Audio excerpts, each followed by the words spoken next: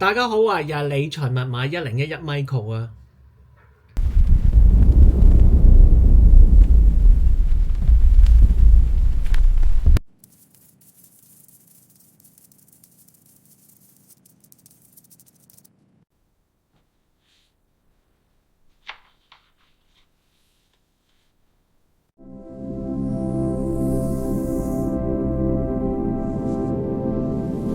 你有冇發現市場上9成9嘅散戶永遠都係追高殺低，賺錢少，但係咧虧蝕大啊？點解呢？因為佢哋只會用第一層嘅思維啊。咩係第一層思維啊？例如話依家公司超好啊，買啦；經濟要衰退啦，賣啦；股價跌咗好多啊，平啊，執貨啦。結果咧，追到最高嘅時候就坐艇喎，恐慌咧就殺在喺最低點，成世人俾人當個韭菜。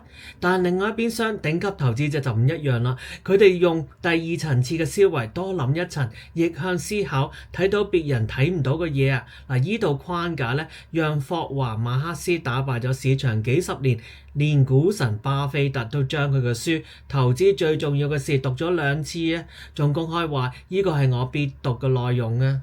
今日我就想用最簡單嘅方式去拆解下點解9成9嘅散戶永遠都學唔會嘅第二層次思維啊！大家準備好未？我哋馬上開始。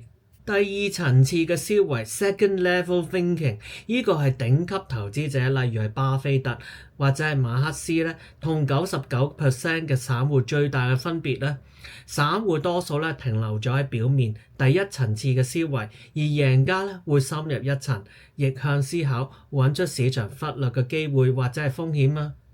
要培養第二層次嘅思維，並不是天生技能啊，而係可以透過刻意練習養成嘅習慣。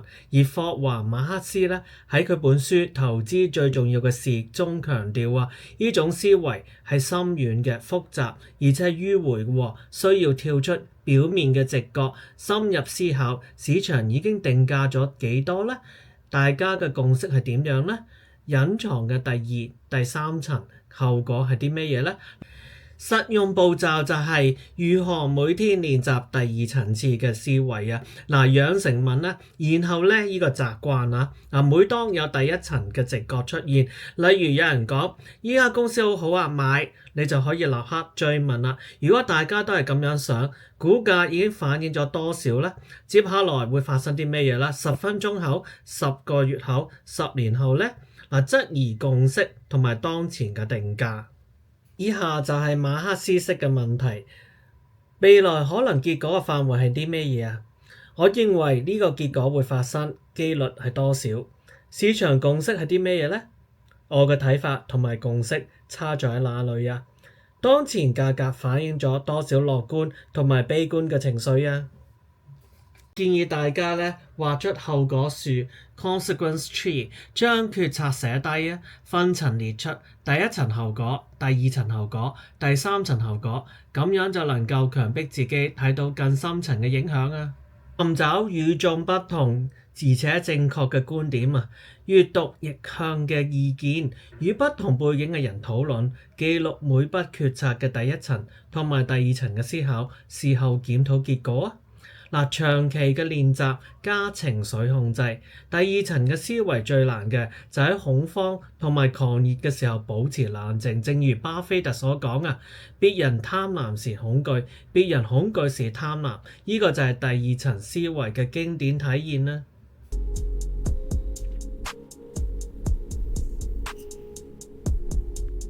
第二層思維要求你想得更深、更複雜、更迂迴，必須不斷問市場已經將呢個想法定價到咩嘢程度？大家嘅共識係啲咩嘢呢？我跟佢哋嘅差異喺邊度呢？後果嘅後果係什麼呢？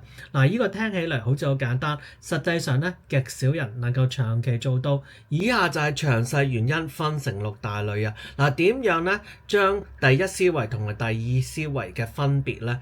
第一就係認知負荷太高啊。人類大腦咧天生係偏好系統一思考嘅，即係代表快速啦、直覺啦、慳力啦。咁第一層嘅思維就係系統一啦。依家公司幾好啊，買啊！咁第二層嘅思維咧就係系統二啦，就係慢啦，同埋需要花力量，需要刻意去分析後果樹 consequence tree。大多數人一遇到壓力咧，時間緊迫，資訊過多咧，就會自動撤回系統一㗎啦。嗱，長期維持第二層嘅思維，等於每日逼自己做高強度嘅努力訓練啦，99% 嘅人都撐唔住啦。第二種原因咧，就係情緒與心理障礙嘅，亦都係逆向思考太痛苦啦。嗱，第二層嘅思維本質咧，就係與眾不同，而且係正確嘅。當你跟大家嘅想法唔一樣嘅時候，短期內好似看起嚟咧，好似傻瓜咁，因為別人喺度賺錢咧，你就好似兇手，乜嘢都冇買到啊嘛。而且咧會被嘲笑、孤立同埋質疑嘅喎。萬一錯咗，心理壓力更加大啊！人類咧最怕咧俾人哋社會排斥嘅，從眾讓人感覺安全。所以馬克思講咧，大多數投資者都係跟風嘅，唔係因為正確，而係覺得舒服啊。咁長期逆向咧，需要極強嘅心理韌性，99% 嘅人係做唔到㗎。第三個原因咧，就係從眾係進化嘅本能啊。幾萬年前咧，部落裏跟大家一起跑咧，先至唔會俾老虎食咗啊嘛。現代社會咧，雖然冇老虎啊，但大家都喺度買，大家都喺度賣嘅從眾衝動，依然深深刻在喺基因裏邊啦。第二層思維就要求你喺別人貪婪時恐懼，喺別人恐懼時貪婪，呢個係完全違反本能嘅。第四個原因咧，就係認知偏差重重包圍啊。投資世界最常見嘅偏差咧，正係阻礙第二層思維嘅兇手啊！從眾偏差咧，34% 嘅投資者承認自己會跟風嘅，損失厭惡，寧可跟大家一齊蝕底，都唔想獨自承受住睇起嚟錯嘅痛苦啊！呢啲偏差讓人自動停留喺淺層思考啊！原因五咧就係教育同埋環境從未教過啊！落學校咧就教大家背公式啦。考試跟標準答案，職場、社群媒體、財經節目就不斷強化熱門股啊、熱門話題啊，大家都喺度買。9成9嘅人咧，一成世人咧都未聽過第二層思維呢個詞啊。原因六咧就係短期思維同埋即刻滿足嘅文化。現代人咧非常之識要即刻回歸啊，今日買聽日漲，立刻 enjoy 啊。第二層嘅思維嘅報酬咧，往往喺10個月後同埋10年後喎，所以耐心等待就變成市場終究會承認你嘅第二層思維。對於99% 嘅人，實在太難啦。唔係唔得，而係極少人願意付出呢個代價，所以馬克思講得非常之殘酷，但係好真實啦。要獲得超額嘅報酬啦，你嘅思考必須係不同，而且係更好啊！但不同會讓到你係唔舒服，更好係需要極高嘅洞察力同埋紀律啦。因此，真正能夠長期維持第二層思維嘅人，永遠都係極少數啊！頂級嘅投資者，例如係巴菲特、馬克思咧，都係屬於呢1%啊！好消息咧就係雖然9成9嘅人永遠都係停留咗喺第一層，但只要你能夠願意每日刻意練習問，然後咧市場已經反映咗多少，後果嘅後果係啲咩嘢咧？即係 consequence tree 啊，你就能慢慢擠進呢1%嘅行列啦。第二層次嘅思維唔係一朝一夕能夠練成嘅，但只要每日都喺投資、職場、生活抉擇中刻意咁樣練習，多諗一層，幾個月後你就會發現，別人睇到機會，你睇到風險同埋定價；別人睇到危機，你睇到超跌同埋驚喜。呢個就係頂級投資者同埋99% 散戶嘅真正差距啊！你而家最想用第二層思維拆解邊一個市場嘅情景或者人生決定啊？歡迎同我分享，我一齊同你練習啊！為咗讓大家容易啲明白咧，不如咧我舉一啲嘅 case study 啦。場景一，如果老闆同埋主管咧只係想用第一層嘅快速解決方法，咁你可以點講咧？呢個方法咧真係好乾脆啊，都想馬上推。但我剛才咧腦中咧閃過一個畫面，如果客戶3個月後因為呢件事集體投訴，我哋可能會花10倍嘅力去救火喎。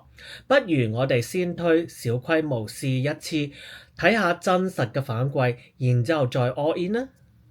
Case study 2咧就係關於團隊有人只睇眼前嘅 KPI 啊，你可以咁講喎，呢個方案對於本季數字絕對有幫助，大家都睇到有成績。但如果我哋將視野拉長一啲，客戶滿意度跌咗落去嘅時候，明年續約率可能會影響更加大喎。你覺得我哋有冇可能兩邊兼顧，比如多加一啲嘅小動作呢？總結最核心一句咧，就係第二思維嘅人要學會咧，把深度嘅思考包裝成對第一思維有吸引力嘅好處，而唔係試圖將對方變成第二思維嘅人。大多數時候啦，你唔需要說服佢接受第二思維，你只需要讓佢願意多接受一啲第二層嘅資訊，就已經贏咗㗎啦。你而家最經常同邊一種嘅第一思維嘅人卡住啊？屋企人、同事、老闆，就係你另外一半啊？如果可以具體一啲，同我留言分享，睇下可唔可以幫到大家。大家覺得今集點樣呢？歡迎同我留言分享，記住繼續同我點讚、訂閱同埋分享。我哋下次再見，拜拜。